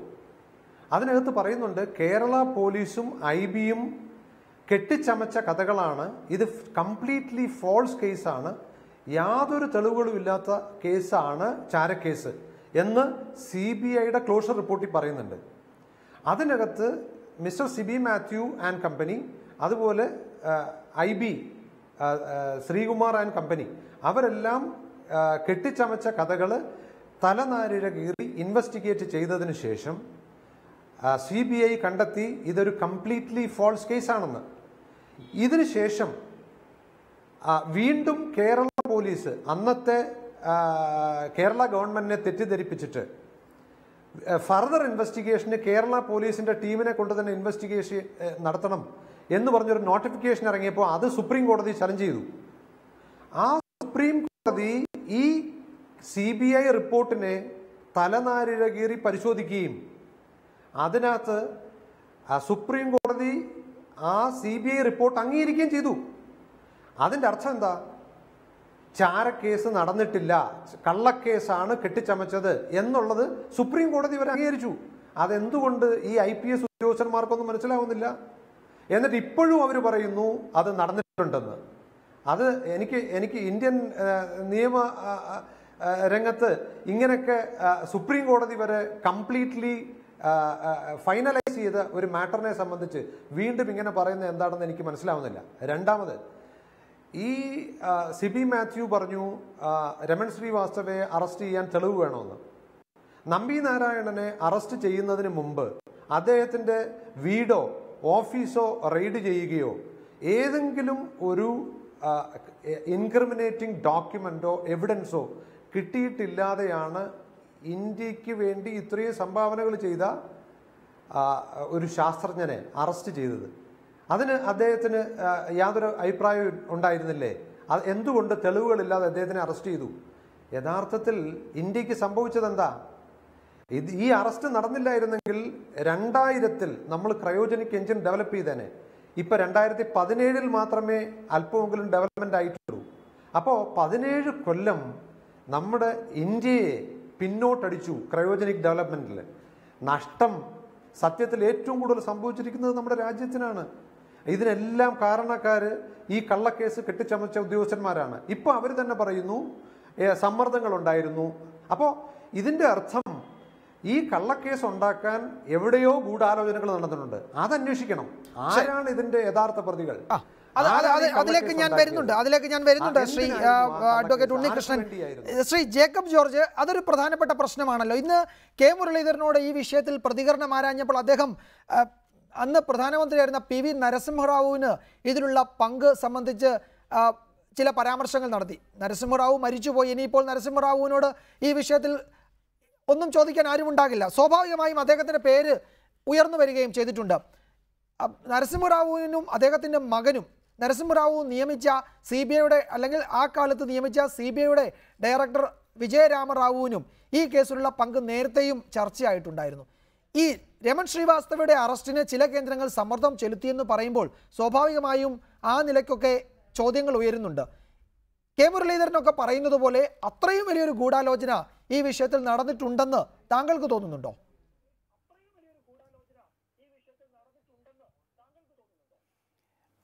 അല്ല, അത് രണ്ടും രണ്ടാണ്.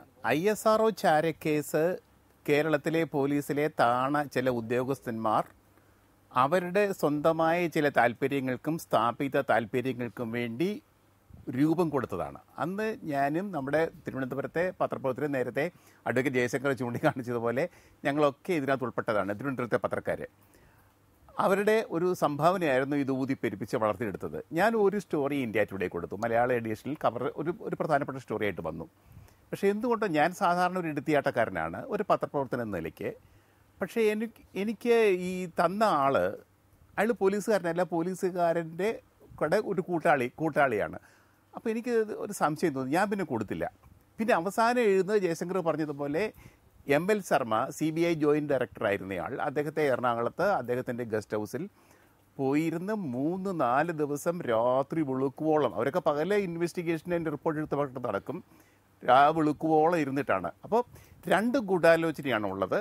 ഒന്ന് പോലീസിൻ്റെ അകത്ത് നടന്ന ഗൂഢാലോചന, അതിൻ്റെ ഭാഗമായിട്ട് ഇങ്ങനെ ഉരുത്തിരിഞ്ഞ് വന്നതാണ്. IB-കാരൊക്കെ കൂടിയാണ് ചോദ്യം ചെയ്യുന്നത്.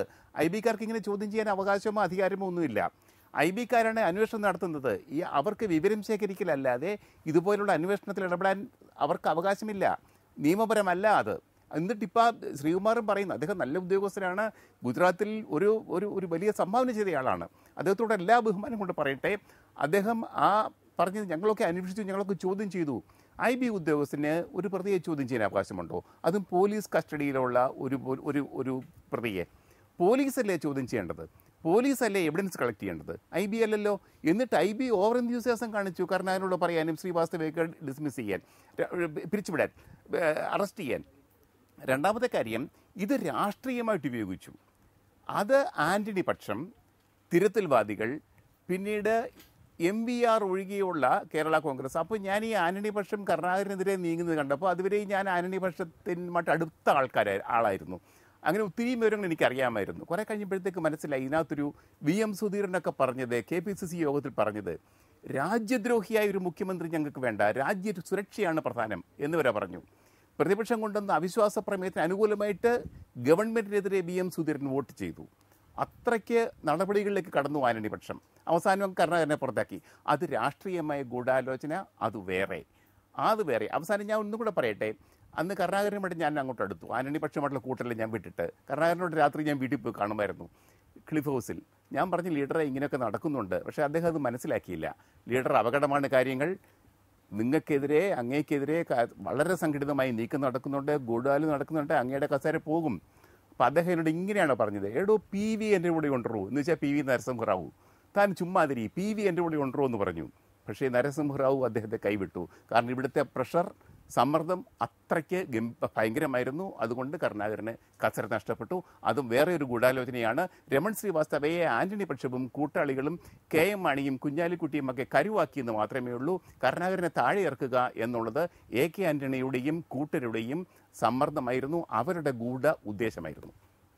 അഡ്വക്കേറ്റ് ജയശങ്കർ, ഇവിടെ ഈ ഉദ്യോഗസ്ഥർ ഇപ്പോൾ RB ശ്രീകുമാറും CB മാത്യൂസും ഒക്കെ ചില പോയിന്റുകളിൽ വിയോജിക്കുന്നു എന്നതിനപ്പുറത്തേക്ക് ഈ കേസിൻ്റെ മെറിറ്റിൽ അവരൊക്കെ ഇപ്പോഴും ഉറച്ചു നിൽക്കുകയാണ്. ജേക്കബ് ജോർജ് ഒക്കെ പറയുന്നത് പോലെ ഇത് ഉപയോഗിക്കുകയായിരുന്നു K കരുണാകരനെതിരെ എങ്കിലും ആ കേസിൻ്റെ മെറിറ്റിൽ ഈ ഉദ്യോഗസ്ഥർ റിട്ടയർമെൻറ്റിന് ശേഷവും ഇനിയിപ്പോൾ സത്യം പറഞ്ഞു എന്തു പറഞ്ഞാലും അതിൽ കാര്യമൊന്നും ഇല്ലെങ്കിൽ പോലും ആ കേസിൻ്റെ മെറിറ്റിൽ അവർ ഉറച്ചു നിൽക്കുന്നു എന്നത് ഏതെങ്കിലും തരത്തിൽ പ്രസക്തമാണോ ഇപ്പോൾ? അല്ല, ഇവിടെ ഞാൻ ഇതിലൊരു പക്ഷം പിടിക്കാതെ പറയാം. ഈ നമ്മുടെ CB മാത്യുവിനെ സംബന്ധിച്ചിടത്തോളം പറഞ്ഞാൽ കേരളത്തിലെ ഒരുപക്ഷെ ഏറ്റവും മതിപ്പുണ്ടായിരുന്ന, ഇപ്പോഴും മതിപ്പുള്ള ഒരു പോലീസ് ഉദ്യോഗസ്ഥനാണ്. CB മാത്യു ഒരിക്കലും ഒരു അഴിമതിക്കാരനായിട്ടോ കൈക്കൂലിക്കാരനായിട്ടോ അല്ലെങ്കിൽ നിയമവിരുദ്ധമായ എന്തെങ്കിലും പ്രവൃത്തികൾ ചെയ്യുന്ന ആളായിട്ടോ നിരപരാധികളെ കള്ളക്കേസിൽ കൊടുക്കുന്ന ആളായിട്ടോ കേരളത്തിലെ പൊതുസമൂഹത്തിന് ഒരിക്കലും തോന്നിയിട്ടില്ല. അതുകൊണ്ടാണ് വളരെ പ്രമാദമായ കുഴപ്പം പിടിച്ച പല കേസുകളും CB മാത്യുവിനെ തന്നെ അന്വേഷിക്കാൻ ഏൽപ്പിക്കണം എന്ന് പത്രങ്ങളുടെ ഭാഗത്തുനിന്ന് അല്ലെങ്കിൽ പൊതുജനങ്ങളുടെ ഭാഗത്തുനിന്നൊക്കെ ആവശ്യം ഉയർന്നു വരികയും അങ്ങനെ പല കുഴപ്പം പിടിച്ച കേസുകൾ, ഇപ്പോൾ കല്ലുവാതിക്കൽ വിഷമതേ ദുരന്തം അടക്കമുള്ള കാര്യങ്ങൾ, സൂര്യനെല്ലി പെൺവാണിഭ കേസ് അടക്കമുള്ള കാര്യങ്ങളൊക്കെ CB മാത്യുവിൻ്റെ നേതൃത്വത്തിലുള്ള ടീമാണ് അന്വേഷിച്ചത്. അപ്പോൾ CB മാത്യു കള്ളക്കേസിൽ ആരെങ്കിലും കൊടുക്കും നമുക്ക് വിചാരിക്കാൻ പറ്റില്ല. പക്ഷേ ഈ ജേക്കബ് ജോർജ് പറഞ്ഞ പോലെ ഈ കേസിൻ്റെ ഉത്ഭവം ഒരു പ്രത്യേക രീതിയിലാണ്. അദ്ദേഹം പറഞ്ഞ കാര്യങ്ങൾ മുഴുവൻ ശരിയാണ്. ഞാൻ അദ്ദേഹം പറഞ്ഞത് പൂർണ്ണമായിട്ട് യോജിക്കണം. കാരണം ഇതിൻ്റെ രാഷ്ട്രീയമായ വശം ഒരു ഭാഗത്ത്, ഇങ്ങനൊരു വിവാദം ഉണ്ടായപ്പോൾ അത് രാഷ്ട്രീയക്കാർ ഉപയോഗിക്കുകയാണ് ചെയ്തത്. രാഷ്ട്രീയക്കാർ ഈ കേസ് ഉണ്ടാക്കിയല്ലേ. കേസ് ഉണ്ടാക്കിയത് ഉമ്മൻചാണ്ടിയോ മറ്റേ കുഞ്ഞാലിക്കുട്ടി അവരാരും ഉണ്ടായ കേസ് അവർ ഉപയോഗിച്ചു എന്ന് മാത്രമേ ഉള്ളൂ. അതിപ്പോൾ ആരുടെ കുറ്റമല്ല. ഇപ്പോൾ ജിഷയുടെ കൊലപാതകം ഉണ്ടായപ്പോൾ ജിഷയെ കൊന്നതോ കൊല്ലിച്ചോ ഒന്നും മാർസിസ്റ്റുകാരല്ലെങ്കിലും ആത്യന്തികമായിട്ട് അതിൻ്റെ ഫലം ഗുണം കിട്ടിയത് CPM ആ സമയത്ത് അതൊരു വലിയ വിവാദമായിട്ട് ഉയർത്തിക്കൊണ്ടുവരികയും തെരഞ്ഞെടുപ്പിനെ ബാധിക്കുകയും ചെയ്തു എന്ന് പറഞ്ഞ പോലെ ഇത് ഒരു വിവാദമായിട്ട് ഉപയോഗിക്കുകയാണ് ചെയ്തത്. പക്ഷേ ഇത് സ്മാർട്ട് വിജയൻ എന്ന് പറഞ്ഞ ഒരു DYSPയോ സർക്കിൾ ഇൻസ്പെക്ടറോ മറ്റുണ്ടായിരുന്നു, അയാളാണ് ഈ സാധനം ആദ്യമായിട്ട് ബഹുജന ശ്രദ്ധയിൽ കൊണ്ടുവരുന്നത്. പിന്നെ അത് വലിയ കാര്യമായിട്ട് ഏറ്റിക്കൊണ്ടുപോയും വലിയ വിവാദമായിട്ട് മാറുകയും പിന്നെ പത്രങ്ങൾ ഏറ്റെടുക്കുകയും പിന്നെ ഉമ്മൻചാണ്ടി ഗ്രൂപ്പുകാരെ ഏറ്റെടുക്കുകയും ചെയ്ത് വലിയ ഒരു സംഭവമായി മാറിയതാണ്. ഇത് അതിനുവേണ്ടി പ്രൊപ്പൽ ചെയ്തുണ്ടാക്കിയതല്ല. പക്ഷേ ഉണ്ടായി കഴിഞ്ഞപ്പോൾ ആളുകൾ ഉപയോഗിച്ചു എന്ന് മാത്രമേ ഉള്ളൂ. പക്ഷേ ഇതിൽ നിർഭാഗ്യവാന്മാരായ ഈ ശശികുമാരൻ, നമ്പി നാരായണൻ, ഇങ്ങനെ കുറേ ആൾക്കാർ പെട്ടുപോയി. കരുണാകരൻ്റെ രാഷ്ട്രീയ ഭാവിയെ തന്നെ വല്ലാതെ ബാധിച്ച ഒരു സംഭവമായിട്ട് മാറി. പിന്നെ പി വി നരസിംഹറാവു ആ സമയത്ത് കൈവിട്ടു. അതാണ് ഏറ്റവും പ്രധാനപ്പെട്ട കാര്യം. അവസാനം കരുണാകരൻ പറഞ്ഞൊരു വാചകമുണ്ട്, അത് ഒഴിച്ചു ബാക്കിയെല്ലാം ജേക്കബ് ജോർജ് പറഞ്ഞു. നരസിംഹറാവുവിനെ പ്രധാനമന്ത്രി ആക്കിയതിൽ ഏറ്റവും വലിയ പങ്ക് വഹിച്ച ആൾ കരുണാകരനാണ്. കരുണാകരൻ കറുപ്പനയ്യ മൂപ്പനാരും വിജയഭാസ്കർ റെഡ്ഡിയുമാണ് നരസിംഹറാവുവിന് വേണ്ടി നിന്നത്. അന്ന് കരുണാകരൻ വേണമെങ്കിൽ ശരത് പവാറിനെ പിന്തുണയ്ക്കാമായിരുന്നു. ശരത് പവാറിനെ പിന്തുണച്ചെങ്കിൽ ഇന്ത്യയുടെ ചരിത്രം മാറിപ്പോയിരുന്നു. വേറൊന്നായിരുന്നു, ഈ നെഹ്റു ഗാന്ധി ഫാമിലിയൊക്കെ എന്നേക്കുമായിട്ട് ഇന്ത്യൻ രാഷ്ട്രീയത്തിൽ നിന്ന് പോയേനെ. പക്ഷേ ഇവരെ കുറച്ചുകൂടി ദുർബലനായ ആൾ നരസിംഹറാവു ആണല്ലോ വിചാരിച്ച് അദ്ദേഹത്തെ ആക്കിയതാണ്. പിന്നെ ഏറ്റവും അവസാനം അണ്ണാ DMK പിന്തുണ പ്രഖ്യാപിച്ച് മന്ത്രിസഭയ്ക്ക് ഭൂരിപക്ഷം നഷ്ടപ്പെട്ട് അവിശ്വാസ പ്രമേയം വന്ന സമയത്ത് ജാർഖണ്ഡ് മുക്തി മോർച്ചക്കാരെ പണം കൊടുത്ത് വാങ്ങിച്ചു പോലും കരുണാകരനാണ്. അത്രയും ഉപകാരം ചെയ്ത കരുണാകരൻ അവസാന സമയത്ത് നരസിംഹറാവു കൈവിട്ടപ്പോൾ കരുണാകരൻ പറഞ്ഞൊരു വാചകം എന്തറിയോ, ഈ രാഷ്ട്രീയത്തിൽ നന്ദി എന്ന വാക്കിന് എന്തർത്ഥമാണുള്ളത് എന്നാണ് അദ്ദേഹം ചോദിച്ചത്. അത് ഏത് കാലത്തേക്കും പ്രസക്തമായിട്ടുള്ളൊരു കാര്യമാണ്. രാഷ്ട്രീയത്തിൽ നന്ദി എന്ന വാക്കിന് എന്തർത്ഥമാണ് ഉള്ളത്. കോൺഗ്രസ് നേതാവ് ശ്രീ പീതാംബരക്കുറുപ്പ് ടെലിഫോൺ ലൈനിലുണ്ട്. ശ്രീ പീതാംബരക്കുറുപ്പ്, ഈ വിവാദങ്ങൾ വീണ്ടും ഈ വിഷയത്തിൽ ഉയർന്നു വരുന്നത് കാണുമ്പോൾ താങ്കളെപ്പോലെ കെ കരുണാകരനോടൊക്കെ ഏറെ അടുപ്പമുണ്ടായിരുന്ന, ഈ ഘട്ടത്തിലൊക്കെ ഇത്തരം വിഷയങ്ങൾ തുറന്ന് സംസാരിക്കാൻ കഴിയുമായിരുന്ന ഒരാൾക്ക് എന്തു തോന്നുന്നു? കെ കരുണാകരനെ ലക്ഷ്യം വെച്ച് നടത്തിയ നീക്കങ്ങളുടെ ചില വിശദാംശങ്ങൾ, ചില സൂചനകൾ, ചില വിവരങ്ങളാണ് ഈ സിബി മാത്യൂസിന്റെ പുസ്തകത്തിൽ നിന്ന് നമുക്ക് വായിച്ചെടുക്കാൻ കഴിയുന്നത്. ലഭ്യമായ വിവരങ്ങളാണ് ഞാൻ പറയുന്നത്.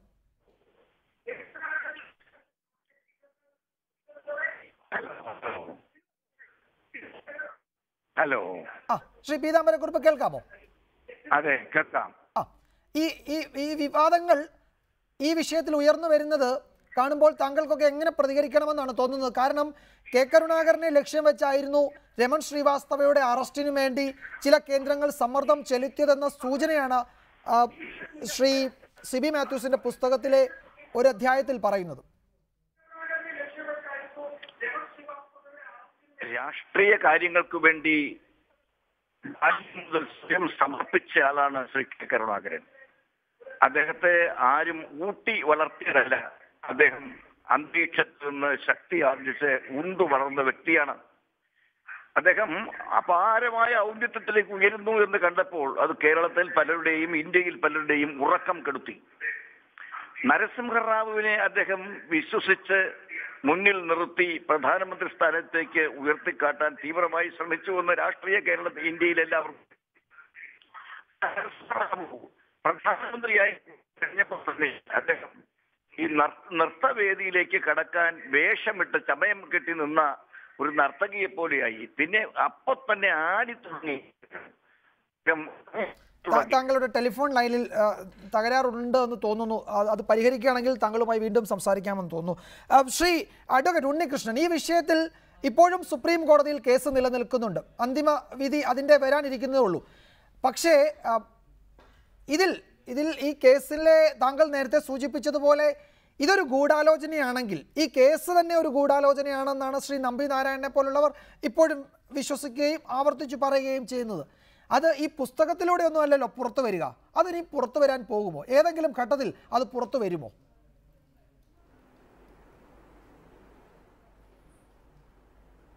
CBI ഈ ഫൈനൽ റിപ്പോർട്ട്, ക്ലോഷർ റിപ്പോർട്ട് കൊടുക്കുമ്പോൾ അതിൻ്റെ കൂട്ടത്തിൽ ഗവൺമെൻറ് ഓഫ് കേരളയ്ക്ക് ഒരു റിപ്പോർട്ട് കൊടുത്തിട്ടുണ്ടായിരുന്നു.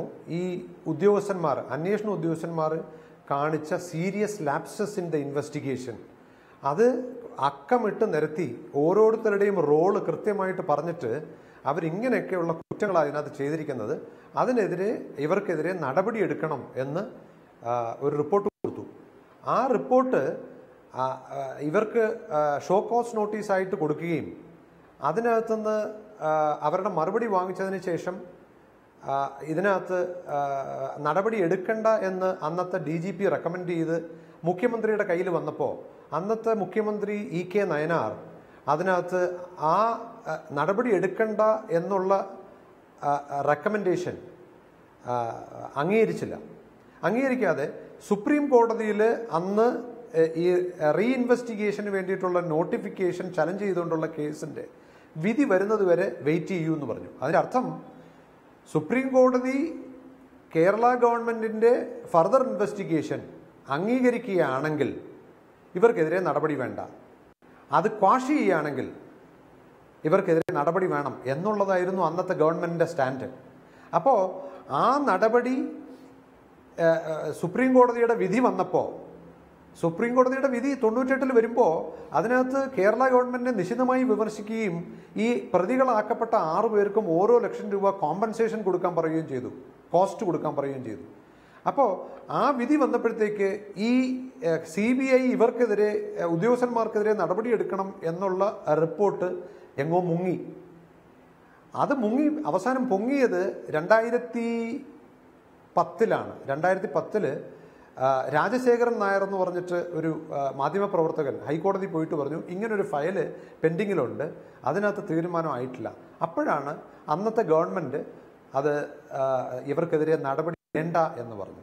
അപ്പോൾ അതിനെതിരെ നമ്മൾ ഹൈക്കോടതിയിൽ പോവുകയും ഹൈക്കോടതി ആ നടപടി വേണ്ട എന്നുള്ള ഗവൺമെൻറ് ഉത്തരവ് അസ്ഥിരപ്പെടുത്തുകയും മര്യാദയ്ക്ക് നടപടി എടുത്തോണം, അല്ലെങ്കിൽ ഇത് നമ്മുടെ ലീഗൽ സിസ്റ്റത്തിന് തന്നെ ഒരു നാണക്കേടാണ്.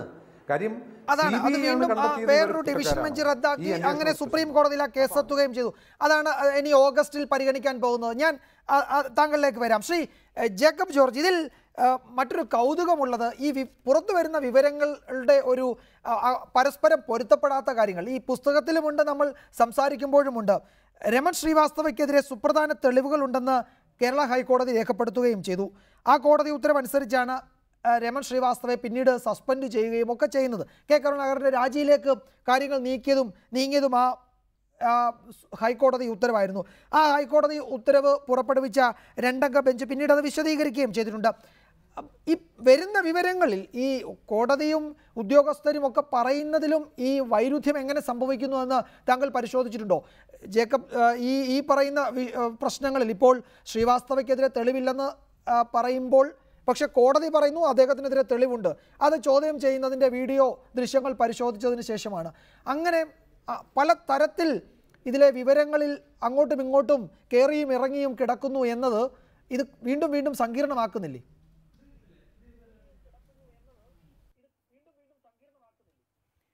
ഇല്ല, അതിനകത്തൊരു സങ്കീർണതയുമില്ല. അന്ന് ഹൈക്കോടതി രമൺ ശ്രീവാസ്തവയ്ക്കെതിരെ വിധി പറഞ്ഞപ്പോൾ ഞാനും ഹൈക്കോടതിയിൽ ആരുടെ മുമ്പിലുണ്ടായിരുന്നു, എറണാകുളത്തുണ്ടായിരുന്നു. അതിനകത്ത് ഉള്ളത് ഒരു സ്ട്രീം ഇങ്ങനെ വരുന്നത് പോലീസ് അന്വേഷണമാണ്. അത് CBIക്ക് വിട്ടുകൊടുത്തു. നേരത്തെ CB മാത്യൂസ് പറഞ്ഞതുപോലെ അദ്ദേഹം തന്നെയാണ്, CB മാത്യൂസ് തന്നെയാണ് ഈ അന്വേഷണം CBIക്ക് വിടണം എന്ന് പറഞ്ഞത്. അതിന് കാരണം അന്ന് ഞാൻ മനസ്സിലാക്കിയത്, ഇന്ന് ഞാൻ വിശ്വസിക്കുന്നത്, CB മാത്യൂസ് അന്വേഷിച്ച് ചെന്നപ്പോഴത്തേക്ക് രമൺ ശ്രീവാസ്തവയുടെ പേര് കണ്ടു. അദ്ദേഹത്തെക്കാൾ മുതിർന്ന ഉദ്യോഗസ്ഥനാണ് രമൺ ശ്രീവാസ്തവ. അതിനകത്ത് ഒരു അഭംഗിയുണ്ട്, അനീതിയുണ്ടോ എന്തോ അഭംഗിയുണ്ട്. അതുകൊണ്ട് അന്വേഷണം CBIക്ക് വിടണം എന്ന് അദ്ദേഹം ശുപാർശ എഴുതി DGPക്ക് കൊടുക്കുകയാണ് ഉണ്ടായത്. അതാണ് അന്ന് ഞാൻ വ്യക്തമായിട്ട് മനസ്സിലാക്കിയത്. പലരുടെ കയ്യിൽ നിന്ന് നേരിട്ട് മനസ്സിലാക്കിയതാണ്. ആരുടെ കയ്യിൽ നിന്നാണെന്ന് ഞാൻ പറയുന്നില്ല. പിന്നീടാണ് CBI അന്വേഷിക്കുന്നത്. അതുവരെ പോലീസ് കണ്ടെത്തിയ എല്ലാ കാര്യങ്ങളും CBI അടിച്ചു പൊളിച്ചു. ഒന്ന്, രമൺ ശ്രീവാസ്തവ മദ്രാസ് ഇൻ്റർനാഷണൽ ഹോട്ടലിൽ താമസിച്ചു. ഏത് ദിവസം? ഒരു ജനുവരി 26. ആ സമയത്ത് അന്ന് രമൺ ശ്രീവാസ്തവ തിരുവനന്തപുരത്തുണ്ട്. തിരുവനന്തപുരത്ത് റിപ്പബ്ലിക് ഡേ പരേഡിൻ്റെ ചുമതലക്കാരനായിട്ട് അദ്ദേഹത്തിൻ്റെ കാറിൻ്റെ ഡ്രൈവറുടെ രേഖകൾ, ലോഗ് ഷീറ്റ് തുടങ്ങിയ കാര്യങ്ങൾ. പിന്നീട് മാലിയിലെ ഒരു ബാങ്കിൻ്റെ പേര് ഞാൻ പെട്ടെന്ന് വിട്ടുപോയി, എൻ്റെ കയ്യിൽ ആ പുസ്തകമുണ്ട്. J. രാജശേഖരൻ നായരുടെ ഒരു പുസ്തകമുണ്ട്, സ്പൈസ് ഫ്രം സ്പേസ് എന്നൊക്കെ പറഞ്ഞാൽ ഡീറ്റെയിൽ ആയിട്ട് എഴുതിയിട്ടുണ്ട്. പിന്നെ CBIയുടെ റിപ്പോർട്ടുണ്ട്. ഇതെല്ലാം കഥകൾ തന്നെയാണ്, മെനഞ്ഞെടുത്ത കഥകളാണ് എന്ന് CBI വ്യക്തമായിട്ട് പറഞ്ഞിട്ടുണ്ട്. ഇനിയും ഇപ്പോഴും ഈ 2017 CB മാത്യൂസിൻ്റെ കയ്യിൽ രമൺ ശ്രീവാസ്തവ നിരപരാധിയാണെന്ന് പറഞ്ഞിട്ടില്ല എന്ന് അദ്ദേഹം ഇവിടെ നമ്മളോട് പറയുമ്പോൾ അതിൻ്റെ അർത്ഥം മറിച്ചും കൂടി ആകാമല്ലോ, അപരാധിയാണെന്നും കൂടിയാണല്ലോ, ആകാം എന്നും കൂടിയാണല്ലോ സൂചന. നമ്പി നാരായണനെതിരെ എന്ത് തെളിവാണ് എങ്കിലും അത് കൊണ്ടുവരട്ടെ. സുപ്രീം കോടതിയുടെ വിധി, നേരത്തെ അഡ്വക്കേറ്റ് ഉണ്ണികൃഷ്ണൻ പറഞ്ഞതുപോലെ സുപ്രീം കോടതിയുടെ വിധി, അത് സുപ്രീം കോടതിയുടെ വിധിയാണല്ലോ. ഇന്ത്യയിലെ പരമോന്നത നീതിപീഠം ഒരു വിധി വിധിച്ചിട്ട് ഇന്നും ചില IPS ഉദ്യോഗസ്ഥർ, പോലീസ് ഉദ്യോഗസ്ഥർ, നിയമപാലകരായിരുന്നവർ, നിയമത്തെ സംരക്ഷിക്കാൻ കടപ്പെട്ടവർ, ബാധ്യതപ്പെട്ടവർ പറയുകയാണ് തെളിവ് വേറെയാണെന്ന്. എന്തർത്ഥമായത്? എന്ത് നിയമബോധമാണിത്? എന്ത് നീതിബോധമാണിത്? തീർച്ചയായിട്ടും ഇതൊക്കെയും നമ്മൾ ഈ ദിവസങ്ങളിൽ പരിഗണനയ്ക്ക് വരേണ്ടത് തന്നെയാണ്. സമൂഹത്തിൻ്റെ മുമ്പിൽ ഇതൊക്കെ ചർച്ചാ വിഷയമാവുകയും വേണ്ടതാണ്. അഡ്വക്കേറ്റ് ജയശങ്കർ, എ ഗ്രൂപ്പിന് അതിൻ്റെ രാഷ്ട്രീയ അധികാരം നേടാൻ ബിഷപ്പുമാരുടെ ഗൂഢാലോചനയിൽ ആവിർഭവിച്ചതാണ് ISRO ചാരക്കേസ് എന്ന് സമൂഹത്തിൽ കുറേ പേരെങ്കിലും ഇന്നും വിശ്വസിക്കുന്നുണ്ടാവും. ആരോപണങ്ങൾ ഉയർത്തുന്നവർക്കും തെളിയിക്കേണ്ട ബാധ്യതയില്ലാത്ത രാജ്യമാണല്ലോ ഇന്ത്യ എന്നാണ് CB മാത്യൂസ് ഈ പുസ്തകത്തിൽ പറയുന്നത്. ഇതിലെ അത്തരമൊരു ഗൂഢാലോചനയെപ്പറ്റി സംശയിക്കേണ്ടതില്ല, അതല്ല വസ്തുത എന്നാണോ മനസ്സിലാക്കേണ്ടത്? ഇത് ഒരു ആ രീതിയിൽ കിട്ടിയത് ഉപയോഗിച്ചു എന്നതിനപ്പുറത്തേക്ക് ഇതിലെ വസ്തുതകൾ അതേപടി നിലനിൽക്കുന്നുണ്ടെന്ന് തന്നെയല്ലേ CB മാത്യൂസ് പറയുന്നത്? അല്ല, CB മാത്യൂസ് പറഞ്ഞത് എന്താണെങ്കിലും ഇവിടെ ശ്രീ ജേക്കബ് ജോർജ് പറഞ്ഞാണ് അതിൻ്റെ സത്യം. ഞാൻ പറഞ്ഞതും അത് തന്നെയാണ്. സത്യത്തിൽ ഈ ചാരക്കേസ് ഉണ്ടാക്കിയത് MA ഷാനവാസോ അല്ലെങ്കിൽ ഉമ്മൻചാണ്ടി അവരാരുമല്ല. അങ്ങനെ ഒരു കേസ് ഒരു സാഹചര്യം ഇവിടെ ഉയർന്നു വന്നപ്പോൾ ഇവർ മറുഭാഗത്ത് നിൽക്കുന്ന ഒരു വാളൂരി നിൽക്കുകയാണ്. ഇതല്ല വേറൊന്നാണ് കിട്ടുന്നതെങ്കിൽ അവരത് ഉപയോഗിക്കുമായിരുന്നു. ഇത് കിട്ടിയതുകൊണ്ട് ഇത് ഉപയോഗിച്ചു. ഇത് പിന്നെ വൈകാരികമായിട്ട് വലിയൊരു വിഷയമായിട്ട് മാറി. കാരണം രാജ്യസുരക്ഷയുമായി ബന്ധപ്പെട്ട കാര്യങ്ങൾ ISRO എന്ന് പറഞ്ഞാൽ നമ്മുടെ ഒരു വലിയ അഭിമാന സ്തംഭമായിട്ടുള്ള ഒരു സ്ഥാപനമാണ്. അവർ റോക്കറ്റുകൾ വിക്ഷേപിക്കുന്നു. വിക്ഷേപിച്ച റോക്കറ്റുകൾ അപ്പം തന്നെ തിരിച്ച് താഴ്ത്തു വരും. ഇന്നത്തെ പോലെയല്ല, റോക്കറ്റ് അന്ന് വിക്ഷേപിച്ച ഉടനെ തന്നെ തിരിച്ചു വരുമായിരുന്നു. അങ്ങനെ തിരിച്ചു വരുന്നു. ഇതിൻ്റെയൊക്കെ പുറകിൽ വലിയ അട്ടിമറിയാണ്. വിദേശ രാജ്യങ്ങൾ ഇന്ത്യയുടെ ഈ സ്പേസ് ഒഡീസിയെ തകർക്കാനുള്ള ശ്രമം നടത്തുന്നു എന്നൊരു ധാരണ ജനങ്ങളുടെ ഇടയിൽ നേരത്തെ തന്നെ ഉണ്ടായിരുന്നു. അതിൻ്റെ പുറത്തേക്കാണ് ഇത് വരുന്നത്. പിന്നെ ഇത് അത്ര നാടകീയമായിട്ടും അത്രയും കലാപരമായിട്ടുമാണ് അവതരിപ്പിച്ചത്. കേൾക്കുന്നവർ പെട്ടെന്ന് വിശ്വസിക്കും. അന്ന് ഇന്നത്തെ പോലെ TV മാധ്യമങ്ങളില്ല. ഈ വൈകുന്നേരം 9 മണിയുടെ ചർച്ചയൊന്നുമില്ല. അപ്പോൾ ഒരു ഐഡിയ മാത്രമേ വരുള്ളൂ ജനങ്ങളിൽ. ഇപ്പോൾ മനോരമ വായിക്കുന്നവർ മനോരമ മാത്രം വായിക്കും, മാതൃഭൂമി വായിക്കുന്നവർ മാതൃഭൂമി മാത്രം വായിക്കുന്നു. അപ്പോൾ മാതൃഭൂമിയിൽ വരുന്ന സത്യമാണ് എൻ്റെ സത്യം, അല്ലെങ്കിൽ മനോരമയിൽ വരുന്നതാണ്. അപ്പോൾ ഇത് ആളുകൾ അങ്ങനെ തന്നെ വിശ്വസിക്കും. അതിന് പുറമെ ഈ കോൺഗ്രസ്സിലെ മറ്റു നേതാക്കന്മാരൊക്കെ തന്നെ ഇതിന് സാക്ഷ്യപ്പെടുത്തുന്നു. VM സുധീരൻ്റെ കാര്യം പറഞ്ഞു. VM സുധീരൻ എപ്പോഴെങ്കിലും കള്ളം പറയുമെന്ന് നമുക്ക് വിചാരിക്കാൻ പറ്റില്ല. അദ്ദേഹം ധർമ്മപുത്രനെ പോലെ ഒരു നേതാവാണ്. അദ്ദേഹം പറയുന്നു രാജ്യസുരക്ഷയുമായി ബന്ധപ്പെട്ട ആളാണ്, ചാരവൃത്തിയുമായി ബന്ധപ്പെട്ട കാര്യമാണെന്ന് പറയുമ്പോൾ ജനങ്ങൾക്ക് അത് പിന്നെ വിശ്വസിക്കാൻ മാർഗമുള്ളൂ, വേറെ മാർഗ്ഗമില്ല. അപ്പോൾ അങ്ങനെ ജനങ്ങളുടെ ഇടയിൽ കരുണാകരനെ അല്ലെങ്കിൽ തന്നെ അങ്ങനെ ഇമേജ് മറ്റേ രീതിയിലുള്ളൊരു ഇമേജുള്ള ആളാണ്, ഒരു ആൻറ്റി ഹീറോ ഇമേജുള്ള ആളാണ് കരുണാകരൻ. അദ്ദേഹത്തെ വില്ലിഫൈ ചെയ്യാനായിട്ട് ഇത് വളരെ ഫലപ്രദമായിട്ട് ഉപയോഗിച്ചു. അത് രാഷ്ട്രീയ വശം. മറ്റത് മനുഷ്യത്വപരമായ വശം. ഈ നിരപരാധികളായ ആളുകളൊക്കെ ഇതിനകത്ത് കുടുങ്ങി പോകുന്നു. കരുണാകരനൊക്കെ കൊടുക്കുന്നതിൽ മനസ്സിലാക്കുക അവർ രാഷ്ട്രീയമായിട്ട് വിവിധ ചേരിയിൽ നിൽക്കുന്നവരാണ്. ഉദ്യോഗസ്ഥരുടെ കാര്യം അതിലല്ല. അവരുടെ ജോലി ആത്മാർത്ഥമായിട്ട് സത്യസന്ധമായിട്ട് ജീവിച്ച് കുടുംബം പുലർത്തിക്കൊണ്ടിരിക്കുന്ന ആളുകളാണ്. അപ്പോൾ അവർ പൊതുജന മധ്യത്തിൽ അവരുടെ ഇമേജ് തകരുന്നു, അവരുടെ കുടുംബ ജീവിതം അപകടത്തിലാവുന്നു. ഇതൊക്കെ വലിയ പ്രത്യാഘാതങ്ങൾ ഉണ്ടാക്കുന്ന കാര്യമാണ്. അപ്പോൾ ഇങ്ങനെയൊക്കെയുള്ള ഒരു വിവാദത്തെ എങ്ങനെ രാഷ്ട്രീയമായിട്ട് ഉപയോഗിക്കാം അല്ലെങ്കിൽ ദുരുപയോഗം ചെയ്യുക എന്നുള്ളതിന് ഏറ്റവും നല്ല ഉദാഹരണമായിട്ടാണ് ഞാനിതിനെ കാണുന്നത്. അവസാനമായി ശ്രീ നമ്പി നാരായണൻ, ഈ ഉദ്യോഗസ്ഥർക്കാർക്കും പശ്ചാത്താപമില്ല എന്നത് താങ്കൾ ശ്രദ്ധിച്ചുവല്ലോ. നിർഭയം എന്നാണ് അദ്ദേഹത്തിൻ്റെ പുസ്തകത്തിൻ്റെ പേര് തന്നെ. ഈ വിഷയത്തെയൊക്കെ വളരെ നിർഭയമായി സമീപിച്ചു എന്നതാണ് അദ്ദേഹം സൂചിപ്പിക്കുകയും ചെയ്യുന്നത്. ചില സമ്മർദ്ദങ്ങൾ പല കേന്ദ്രങ്ങളിൽ നിന്നും ഉണ്ടായെങ്കിലും അതിനെ അതിജീവിക്കാൻ കഴിഞ്ഞതിൻ്റെ കഥയാണ് ഈ പുസ്തകത്തിൽ. ഈ കേസ് തന്നെയല്ല പല കേസും സൂചിപ്പിക്കുന്നുണ്ട്. ഇവരാരും പശ്ചാത്താപത്തോടെയല്ല ഈ വിഷയങ്ങളെ സമീപിക്കുന്നത്. ഈ കേസിൻ്റെ മെറിറ്റ് മനസ്സിലാക്കി അതിൽ ഉറച്ചു നിന്നുകൊണ്ടാണ് ഇപ്പോൾ RB ശ്രീകുമാർ ആണെങ്കിലും CB മാത്യൂസ് ആണെങ്കിലും സംസാരിക്കുന്നത്. ആക്ച്വലി ഇപ്പൊ മിസ്റ്റർ CB മാത്യു പറയുന്ന കാര്യങ്ങളാണ്. എന്തിനാ 23 വർഷം വെയിറ്റ് ചെയ്തു ഈ കാര്യം പറയാനായിട്ട്? നല്ല മുഹൂർത്തം നോക്കിയിരിക്കുകയായിരുന്നു. ഒന്ന്. രണ്ടാമത്, ബോധ്യപ്പെടുത്തേണ്ടവരെ ബോധ്യപ്പെടുത്താം. ഞാൻ അഫക്റ്റഡ് പാർട്ടിയാണ്. എന്നെ ബോധ്യപ്പെടുത്താൻ നിങ്ങൾക്ക് കഴിഞ്ഞില്ലെങ്കിൽ നിങ്ങൾ വേറെ ആരെയാണ് ബോധ്യപ്പെടുത്താൻ പോകുന്നത്? ചുമ്മാ തോന്നിയ വശം പറയരുത്. എനിക്ക് ഈ ബുക്ക് കണ്ടിട്ട് വായിച്ചിട്ട് പിന്നെ ഞാൻ എന്താ അതിനകത്ത് പറയണമെന്നുള്ളത് തീർച്ചയായിട്ടും പറയാം.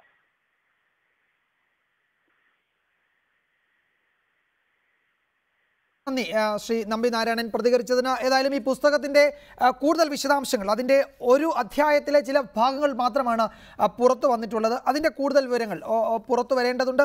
ആ പുസ്തകത്തിൻ്റെ പ്രകാശന ചടങ്ങിന് ശേഷം നമുക്കത് വിശദമായി പരിശോധിക്കുകയും ചെയ്യാം. ഒരു പക്ഷേ ഈ വിഷയത്തിൽ CB മാത്യൂസ് പറയുന്നത് പോലെ എൻ്റെ പുസ്തകം നിങ്ങൾ വായിച്ചിട്ട് അഭിപ്രായം പറയൂ എന്നാണ്. ആ ഘട്ടത്തിൽ നമുക്ക് വീണ്ടും ഈ വിഷയം ഇതിൽ കൂടുതൽ അഭിപ്രായ പ്രകടനത്തിന് സാധ്യതയുണ്ടെന്ന് തോന്നുന്നു. ഈ ഘട്ടത്തിൽ ചർച്ചയിൽ പങ്കെടുത്തതിന് നന്ദി. Advocate A Jaishankar, Shri Jacob George, advocate Unnikrishnan, Shri RB Sreekumar, Shri Nambi Narayanan, എല്ലാവർക്കും നന്ദി. എഡിറ്റേഴ്സ് അവർ അവസാനിക്കുന്നു. നമസ്കാരം.